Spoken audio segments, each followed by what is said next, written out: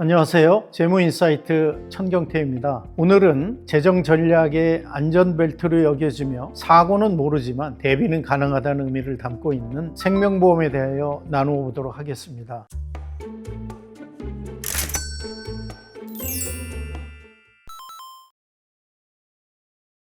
우선 생명보험의 구조는 금융상품이기에 간단하게 혜택을 누릴 수 있는 상품이 결코 아닙니다. 생명보험 해약률이 7-80%에 이른다는 통계는 많은 것을 시사하고 있습니다. 생명보험은 잘 관리하면 큰 득이 되지만 잘못 선택하면 손해를 볼 수 있기에 반드시 전문가를 통한 신중한 검토가 필요합니다. 먼저 이해를 돕기 위하여 투자의 관점에서 금융상품을 크게 세 가지로 나누어 볼 수 있겠습니다. 우선은 은행이지요. 체킹 어카운트 외에 CD나 머니마켓 같은 픽스된 원금 보장형 보정상품입니다. 예금과 대출을 통한 자산을 중심으로 수익률은 다소 낮지만 안정성과 유동성이 높은 금융상품의 중개 역할을 하며 이를 바탕으로 확장된 서비스를 제공하는 곳입니다. 두 번째가 생명보험 회사입니다. 불확실한 생애 리스크인 사망이나 질병 그리고 오래 사는 장수에 대비하고 장기적인 보장이나 상속 목적을 달성하기 위해 보험 상품에 자금을 배분하는 행위라고 할 수 있겠습니다.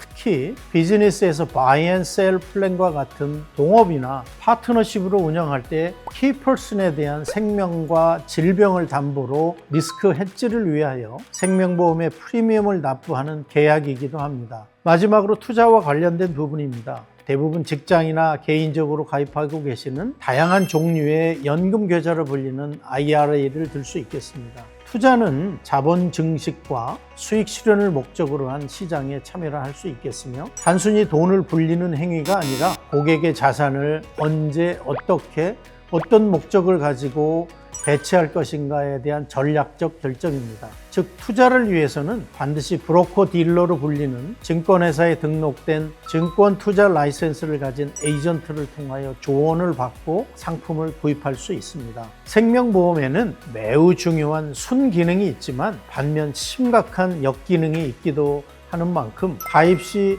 금융상품의 함정에 빠지지 않도록 주의를 기울일 필요가 있겠습니다. 보험의 종류와 특징에 대하여 크게 두 가지로 나누어 볼 수 있겠습니다. 우선 보편적으로 알고 계시는 기간성 텀 라이프는 사망이나 사고 시 보장 기간으로 통상 10년에서 30년 사이를 개런티하며 애초 일정 기간만을 보장하는 보험이기에 가격이 저렴하고 다소 이해가 쉽습니다. 사망 시점을 예측할 수 있다면 기간성 텀 라이프만큼 가성비가 좋은 보험도 없을 것입니다.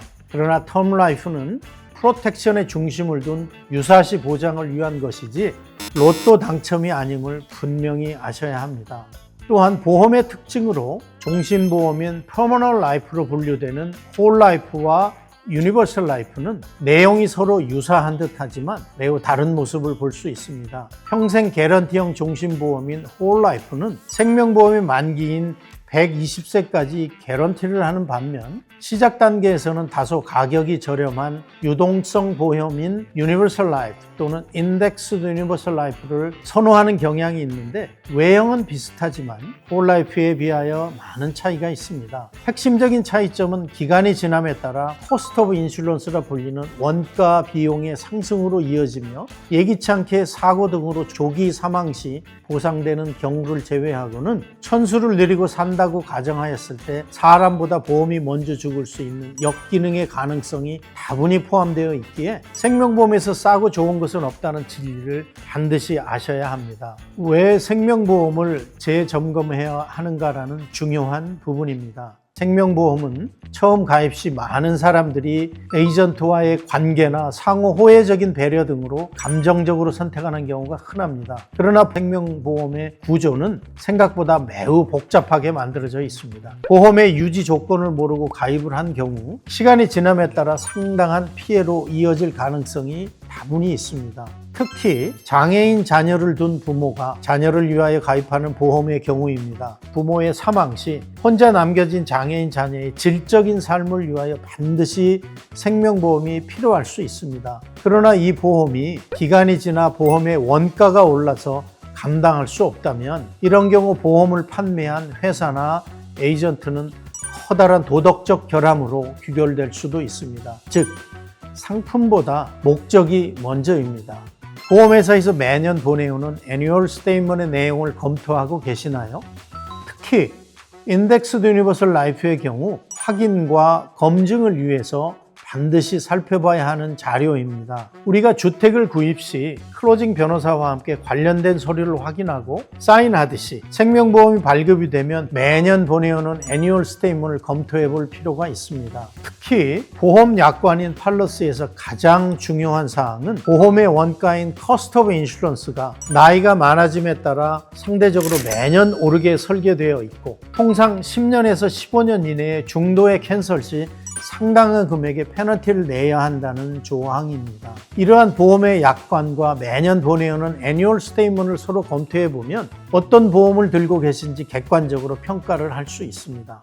미국의 생명보험 중도 해약률이 60-70%에 다다른다는 통계가 있습니다. 상품의 구조와 보험료 방식이 고객의 이해도에 따라 유형별 편차가 크지만 특별히 해약률이 높은 인덱스 유니버설 라이프와 같은 보험은 공통적인 특징이 있다고 합니다. 정기보험인 텀 라이프는 상대적으로 낮은 반면 인덱스 유니버설 라이프의 경우 가장 높은 편이라고 합니다. 가입자의 요청에 따른 서렌더라는 해약이라기보다는 오랜 기간이 지난 후 보험의 원가로 불려지는 커스트 오브 인슈런스의 증가로 인한 적립금의 고갈로 강제 해지당하는 랩스의 경우가 의외로 많다고 합니다. 즉, 보험의 구조가 복잡할수록 해약률은 높아진다는 원리이며 복잡한 보험의 구조를 이해하지 못하거나 보험료를 감당하지 못할 때 결국 큰 손실로 이어지기에 생명보험은 장기 설계를 전제로 하지만 현실적으로 그렇지 못한 경우가 크다 합니다. 생명보험을 손해보지 않고 똑똑하게 다루는 방법을 다음과 같이 정리해 볼 수 있겠습니다. 먼저 가입 목적을 명확히 해야 합니다. 가입자의 사망으로 인한 소득 보장, 부채 상환 또는 상속 목적의 자산 이전 등에 대한适当한 보험을 선택해야 한다는 것입니다. 또한 가입한 생명보험의 구조를 확실히 이해해야 한다는 것입니다. 만약 장수가 리스크가 되는 상황이라면 오히려 생명보험 프리미엄을 내는 것이 걸림돌이 될 수도 있기 때문입니다. 이건 보험이 좋다, 나쁘다의 개념이 아닌 본래 그렇게 만들어진 보험의 구조를 이해하고 애초에 잘 선택을 해야 한다는 것입니다. 마지막으로 보험을 판매하는 보험회사의 대외적인 인지도나 에이전트의 역량을 아는 것입니다. 충분한 자격과 경험을 갖춘 에이전트가 단순한 보험 판매자인지 전략적 파트너인지를 구분할 필요가 있습니다. 생명보험은 평생 은퇴 플랜과 더불어 구사해야 하는 방법의 한 가지이기에 가능한 반드시 투자 라이센스를 소지한 에이전트와 협의를 하여야 조금이라도 리스크를 줄일 수 있고 전반적인 모든 부분을 조명할 수 있기 때문입니다. 생명보험은 선택일 수도 있지만 책임이 더 클 수 있습니다.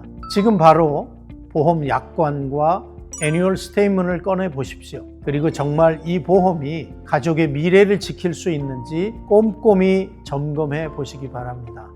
생명보험 좀 더 지혜롭고 현명하게 목적에 따라 잘 판단하고 결정하여 충분한 혜택을 누리실 수 있기를 바랍니다. 오늘 나눈 내역에 대하여 궁금한 사항은 아래 연락처로 문의를 주시면 성심성의껏 도움을 드리도록 하겠습니다. 재무인사이트 천경태였습니다. 감사합니다.